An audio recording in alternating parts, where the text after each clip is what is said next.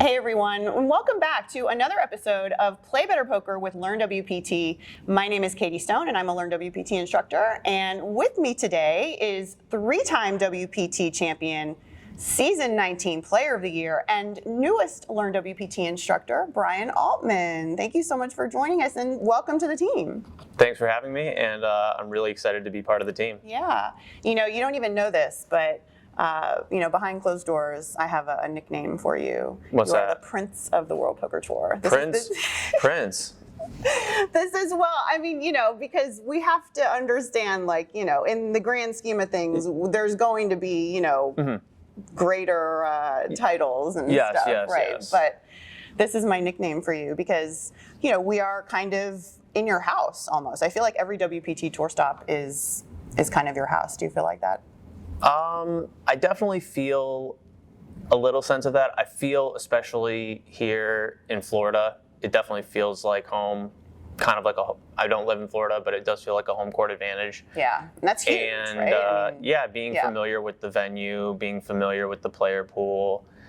The structures, the schedules. Yeah. Having this level of familiarity, I think, is really a really nice advantage when playing poker, coming back to a stop that you've been to before. Yeah, for sure. And so we're down here at the Seminole Hard Rock in Southern Florida, Lucky Hearts Poker Open. We're kind of towards the end of, finished week one, 2,200 tomorrow. You've already played the 6 max. And then the main is this weekend, the $3,500, $2 million championship guarantee, which there are still saddies running. So, anybody who's in the area is still able to come and saddie their way in. Do you play those saddies? What's your view on saddies? Because I know, somebody like you are very visible on the World Poker Tour. I feel like every stop, there's some deep run of yours that the world is being notified. But how do you kind of balance your big events, like the big, really important events, with the prelim events? Because, specifically down here in Florida, these fields are kind of large. The fields are bigger than they've ever been, I think. And some of those events are really, really valuable. $600, multi-day events, the big saddies, 25-seat guarantees. But they take time and they take kind of mental equity and bandwidth, so to speak, away from something. So how do you kind of juggle and how do you decide your schedule, what you're going to play?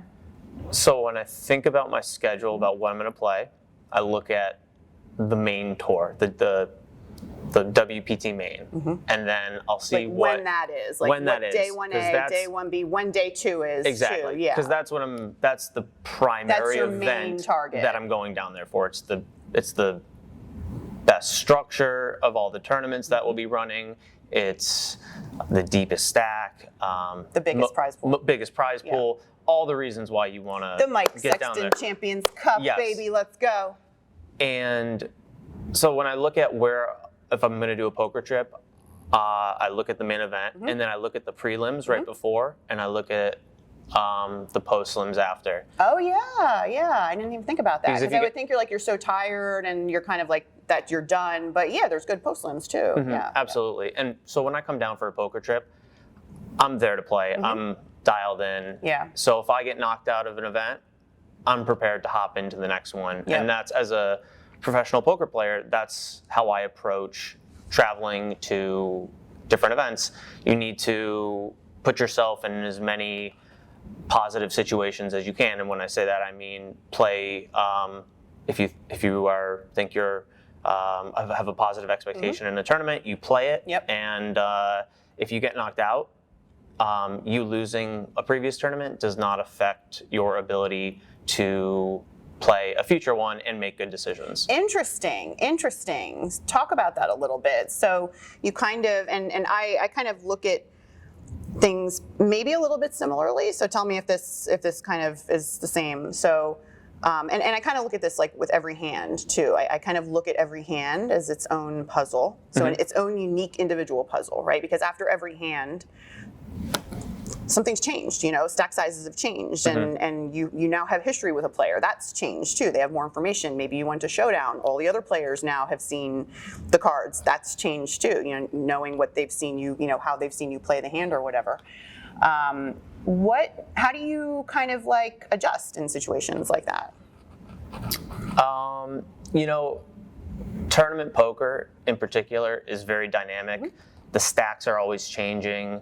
The players at the tables change over time as players get knocked out, as tables break. Your position changes each hand as the dealer button and the blinds shift. So you kind of have to just take this situation for what it is. With all of these variables that are changing, and make the best decisions that you can, given the information that you have and given the cards that you have. And so I try not let previous hands, if something doesn't go my way, tilt me. Yeah. And that affects a lot of people. Absolutely. And I think that's something that players that are new sometimes struggle with. I even see some professionals struggle with it as well. And it's something, it's kind of like mastering yourself. Like the game inside is just as difficult as the game that we're playing on the table, essentially. Exactly. Like the toughest opponent is one in your head. Is yourself. No, 1,000,000%. Like that's 1,000,000%. I'm right there. And that's like, I feel like that's also been kind of, it stifles you a little bit at times, right? Because if you're too hard on yourself, and that can, prevent you from moving forward in something that you're doing. Absolutely. And so that's kind of why I like to box things up and make, like you're saying, you're able to go from one tournament to the next and not really, let your decisions, or maybe made a mistake or had a bad experience or something, affect. So my kind of way to do that is just like individualize everything. Like, this is just one problem right here, and then this is the next problem, and then kind of taking the same thing, as a tournament. Okay, this was, one tournament I played last night, and maybe I, made a shove that I wasn't supposed to make, or maybe I bet too large on the river with, I was telling you earlier, maybe I have a little spot I need to look at, maybe I went a little too large on the river. But like you said, it's so important to kind of box that up.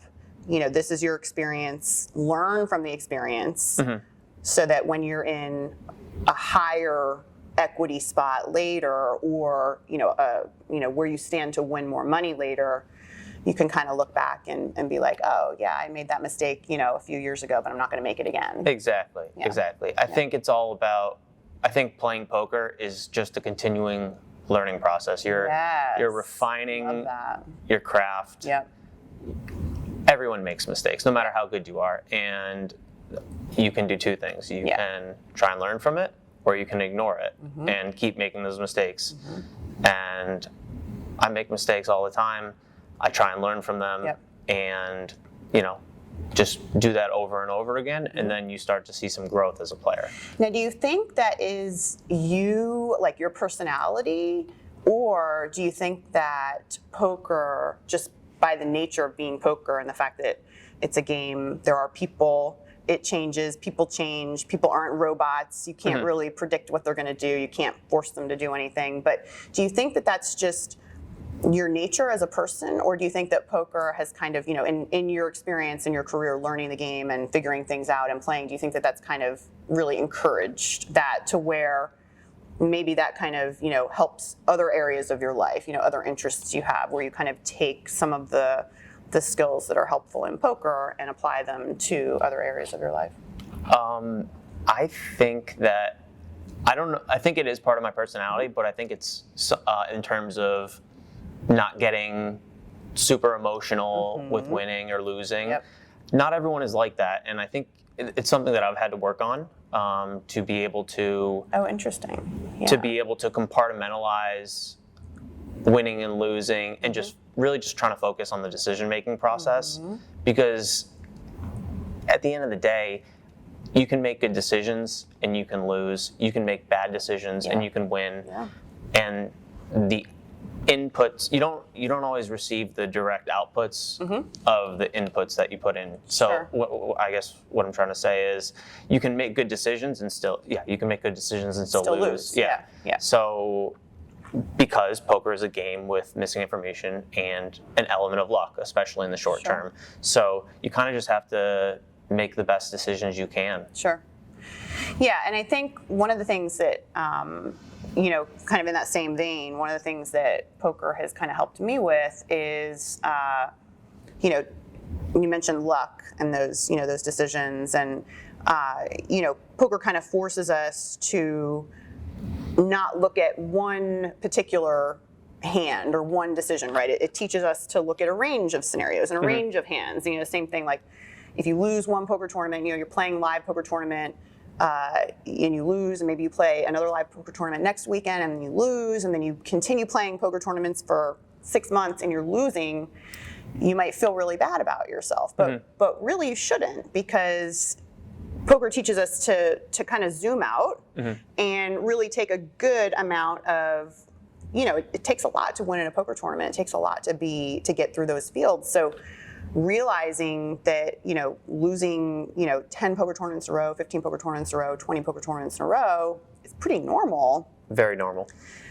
That's a big realization, especially for new players and especially for inexperienced players. And I think that in and of itself is a really big shock to them. It's a really very surprising. And once they understand that kind of does trickle over into other areas of your life. And I always use an example of, like let's say you get a flat tire, and you get 2 flat tires in 2 weeks or something. And then maybe a month later you get another flat tire. And if this person's not a poker player, they might think, oh, I'm the most unlucky person in the world, I should get a new car. And they, maybe they incur expenses, or maybe they incur mental anguish because they think they're cursed, or they think whatever. But I say if that person was a poker player, their view would be like, well, if I get a flat tire every day for the next 7 days in a row, it's pretty normal, like it could definitely happen, and then understanding that, it just kind of resets you, and you don't have to waste any energy on thinking ill of yourself, or thinking you did something wrong, or thinking that there was something in your control, which there wasn't. It's just like, sometimes it just happens, and that's kind of what Absolutely. Yeah. I think people first starting to play poker, especially tournaments, the have to adjust to the realization that in poker tournaments, the nature of them, only 15% or so of the people get paid out. 15% on average. So you're going to be losing most of the time. Yeah. And it's a tough concept to wrap your head around. Yeah. But when you finally get that nice score, you see why it's so appealing to play and so fun, and the excitement down the stretch when you have chips and things are going well. But in order to experience that, you have to endure the times when things don't go your way. You don't get above starting stack, and that's all very normal regardless of skill level, and no one is immune to it. Yeah, for sure. That's something that I tell a lot of new players is, you're going to lose more in the beginning than you win, and that's okay. That's very normal. That is, don't let that deter you from continuing to play or continuing to try to improve your game. And, I like to, the things that I find that I am not very good at, I just like to attack them. And so I like to find, ways that I can improve them, and whether that's talking to a friend or talking to another LearnWPT instructor, maybe a hand situation, or maybe I'm having a question about a play at a certain stack depth or at a certain stage of the tournament. It's helpful to be able to know what you're going to do. Talk to some friends, have some resources. Maybe watch some videos. There's a lot of really great strategy content on LearnWPT that I like to go through, especially like before a final table or something. Just kind of refresh my memory on how to play, because there's final tables play a little bit differently, as we know, than the beginning stages of a tournament. What do you do as far as, like, let's say you're, you come across a hand or a situation or kind of a spot that you maybe have a question about, or do you even have questions about spots anymore? I don't even know. But I mean, it's a very legitimate question. I do. Like, geez. But what do you do? Like, do you kind of like just put it in your mem and just be like, I need to chat with a few friends about this, or I just kind of need to do some work on this hand? What is your kind of your go-to preparation regarding poker study and poker work. What does that kind of look like for you? Are you doing it outside of the tour? Are you doing it on tour? Are you scheduling specific time, like you're taking 2 weeks off to just kind of, get in the lab and talk to the guys? Take me into that world a little bit, please. Okay, so while I'm at a poker stop and while I'm playing, I'll write down on my notepad. You do write down. Yeah, I'll write down. Yeah, and mostly it's just pre-flop spots that I want to brush up on. So I'll write down a list of things, and then before I go to bed, I will just same check them. day. So same day. Okay. That's most of the time. That's one big thing I do. Yeah. And I think it's really helpful, and it may not seem like much. It may only be, I may be able to get it done in 10 minutes, maybe 15 minutes. But doing that over and over again really reinforces these fundamentals, and when you have the fundamentals down, the game just plays a lot more easy. The game comes a lot more easy when you have stronger fundamentals and you know what you're supposed to be playing from what position, what hands, what depths, how aggressive you're supposed to be, and stuff like that. Yeah. The other thing that I do is I'll study with a couple friends, and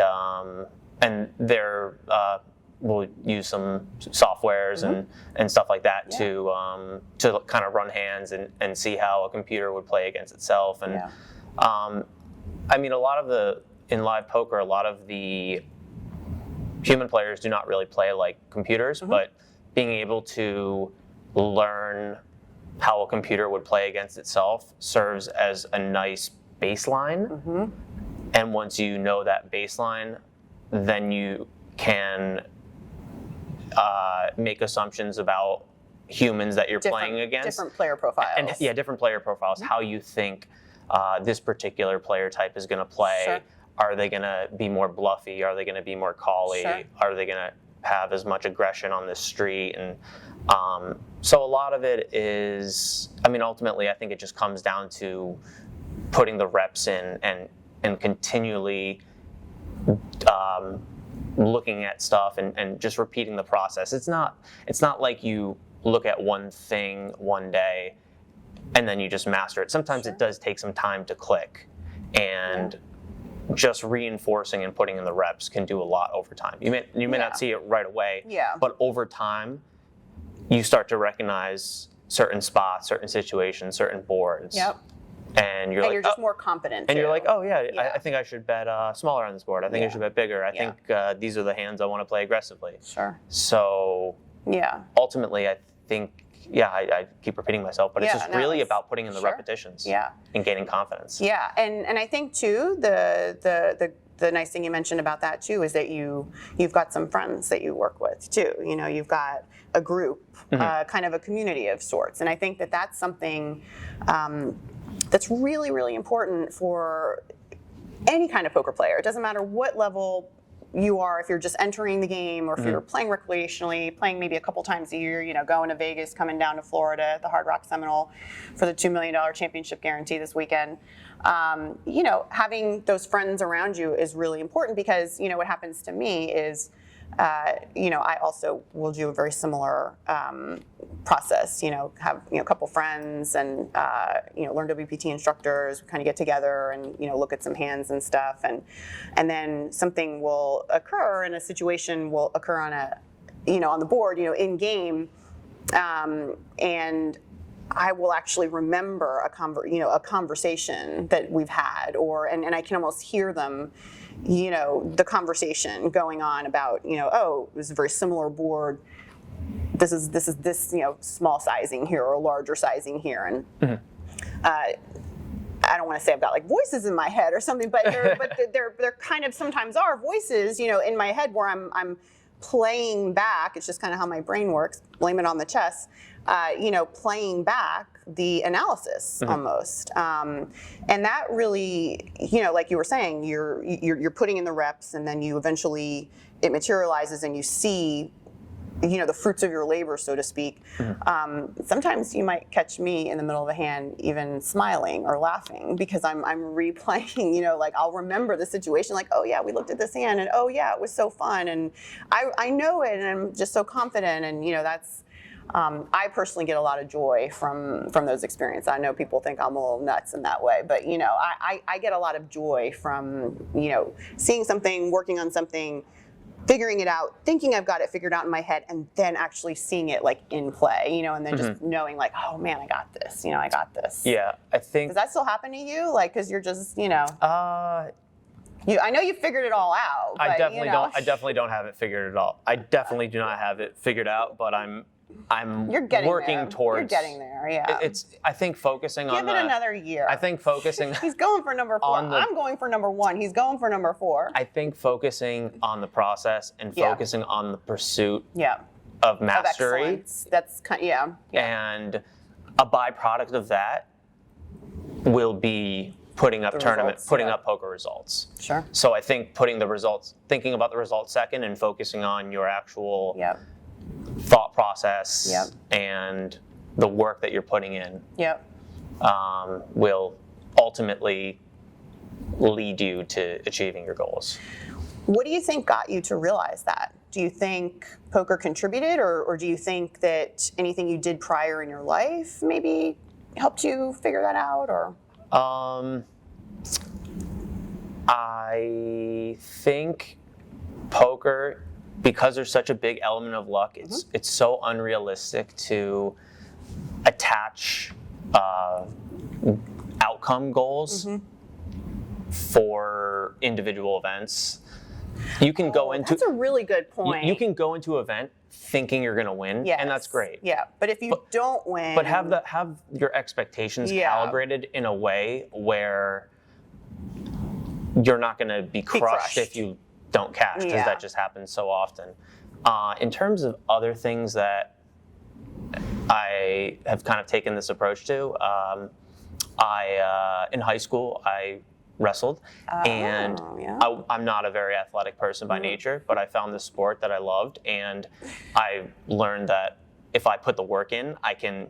You kind of get you get out what you put in, and it's kind of the same way with poker, but it's less of a direct feedback with poker because of that element of luck. So you put in the work in poker, and over time, it may not be you study this spot and then you get to implement it. It may not, the spot may not come back, or you study tournament strategy, but over time, your skill set does compound. So your mindset, and this is me. I'm trying to get into the mindset of this guy because he's quite the force at the table. I mean, you're in my mind. I've just got this picture, taken by one of the World Poker Tour photographers. Just the stare, because the Alti stare is you kind of just want to just be prepared for it. Just the stare. But what is your mindset? So like coming into a tournament, you're coming into a series, whether or not you're playing some of the really great prelims, or whether or not you're playing some of the really great saddies into the main, or you're playing the main. You talked about recreational players, amateur players, beginners, can make kind of a mistake by thinking that they're going to win a tournament, and then when they don't, it just kind of crushes them. So how do you look at it? And so kind of like when you walk in the building, you've got home court, so you're very confident and everything. But when you walk in the building, what is your mindset for every single event, and does it change? So like, do you have a different mindset for the main? Do you have a different mindset? And mindset, I mean, also expectation to finish. Does that change between the different types of events you play, and what kind of does that look like for you? I don't really think the mindset changes. Okay. I show up, I try and get there on time. Yeah. I try. That's a good point, though. Yeah, so getting there on time is a good, because why? Why is getting there on time important? So when you play a poker tournament, you are with a group of 8 other people, and eventually that table is going to break, and when you get there on time, you get to spend max. You get to see the most amount of hands. Yes. And that's important because live poker is slower than online poker, which is, my roots and your roots as well. Okay, yep. And so I'm paying attention at the table. I'm trying to get all these data points. I'm trying to see hands that go to showdown. Yep. And try and extrapolate, you know, how people play based on how they've played previous hands. Yep. But in terms of expectations, I just go in and try and make good decisions and try and make decisions that I think are yielding a positive expectation of chips. And prior to the tournaments, I try and set myself up for success by getting good sleep, trying to move my body. Good sleep, exercise before, and just be in an overall good state. Good state of mind. Yeah. What about like any kind of, while you're, you know, most of the World Poker Tour events go about 2 to 3 weeks long, the series. Do you do anything while you're here? Is there any kind of workout routine or maybe meditation routine, or do you even, and I know you said you write hands down, you know, as they, if something comes up and then you look at them that night. I know a lot of players don't do any study, you know, when they're in the middle of the tournaments, but do you do anything physical or anything outside of poker study or analysis while you're actually, you know, in a series? I have a routine of waking up and drinking What's a bunch. What's your routine? I wake up and I drink a bunch of coffee, listen to chill music, unwind for the first hour or so of my day. It's like a mini meditation. It's not meditation, but it's meditative for me. And then I have a mobility routine that I do. You do? At least a few times a week. What does that entail?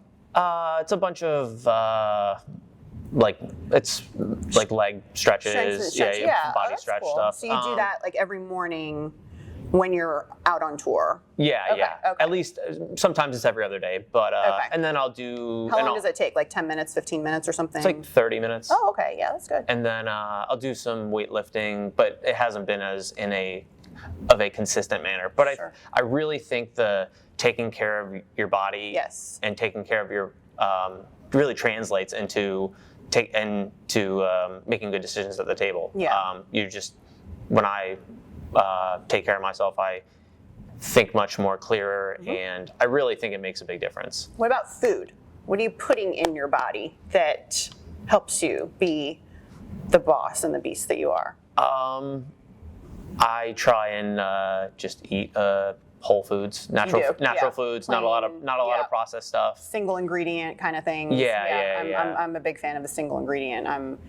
My husband, when I'm working in my office, my husband will sneak in, and the only way when I get in the work zone, poker tournaments and stuff, also from chess tournaments, you kind of evolve into a naturally fasting individual. So many hours going without eating, and when I come off of a tour and I go home and I'm at my desk, the only way that I can eat is my husband has to slip a bowl of tomato in front of me with some balsamic, because that's like my go-to, tomato, cucumber, and but single ingredients, so I'm very similar in that I try to just stick with the fruit cups or the plain yogurt or something just similar, because the last thing you want when you're at the poker table is to start feeling bloated or brain foggish or anything like that. Do you have any kind of go-to tricks because you in particular are generally at the table for a very long time, so what kinds of snacks or pick-me-ups do you kind of keep in your backpack or anything like that? Just like pistachios, macadamia nuts, drink black coffee. Probably drink way too much of it, but no, it's water. Make sure you're drinking enough water. For every 2 cups of coffee, or for every 1 cup of coffee, it's equal to 2 cups of water or whatever. So you got to make sure you drink the water. But definitely, I think it's may seem so subtle, but I really do think it makes a big difference when you're taking care of yourself. It's easier to be dialed in at the table. It's easy to maintain focus. You don't have brain fog. And yeah, for sure. All really, really good stuff. So next up for you is the $2,200, I think it's a $200K guarantee today. So this is another one of the World Poker Tour prelims down here at the Seminole Hard Rock in Southern Florida. And then are you a day 1A or a day 1B kind of guy, or are you both if necessary? I am a day, I'm always there on day 1A. First hand of the day. I aspire to be a day 1A only guy by making it through. So you have a day off. But I am prepared to play day 1B if you need to. If I need to. I hope I can make it through on 1A. But as a poker professional who travels to different events, I want to maximize my chances to win a World Poker Tour title. And sometimes that involves multiple attempts, and it's all part of the job. Well, that's a nice thing, though, is that you can, even if it requires multiple attempts, the events are so well structured that most of the time when you're buying back in, you're still in good shape. You still have a lot of chips. The registration periods for the World Poker Tour are quite long, and they're great. Structured well, so that you're not just buying in with like a shoving stack or something. Exactly. You're still able to actually play poker and enjoy the experience. Absolutely. Maybe get a chance to sit down next to the superstars like this guy right here. Well, Brian, thank you so much for joining us today. I know you've got a tournament to play in a little bit, and I've told you this a few times, but I'm just absolutely thrilled that you've joined us at LearnWPT. I know the entire World Poker Tour universe is thrilled as well. We are just really excited to watch you throughout 2022 on your quest for World Poker Tour Champion number 4. And we will be here to watch. So why don't we do this again in December for the 5 Diamond? We'll have a bunch of the LearnWPT instructors, and we'll all do one episode together, and that'll be cool. That sounds great. In between your final tables. Let's book it. I'm super happy to be part of the team LearnWPT. Yeah. And it's going to be a good year. Yeah, absolutely. It's going to be a good year. All right, you guys. So still time to get down here to the Seminole Hard Rock in Southern Florida. The $3,500 championship event with a $2 million guarantee starts this Thursday and Friday. Or is it Friday? Yeah. Friday is day 1A, Saturday is day 1B, Sunday is day 2. There's still a bunch of Saturdays. Check the schedule. You can go to worldpokertour.com for the schedule and also the live updates. And make sure you follow us on Twitter and Instagram at LearnWPT and the WPT at the World Poker Tour. This is Katie Stone. This is Brian Altman. Brian Altman. We will see you guys next time.